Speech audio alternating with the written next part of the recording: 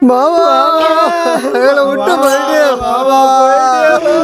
எப்படி மாமா இருக்க முடியும் எங்கள் அருமை மாமா சுடலேமா நீ மறைந்து போனது இது எப்படி அம்மா மாமா எதுனா செயின் மோதிரம் போட்டிருக்காரா அந்த ஆளு கட்டி கூட போட மாட்டான்டா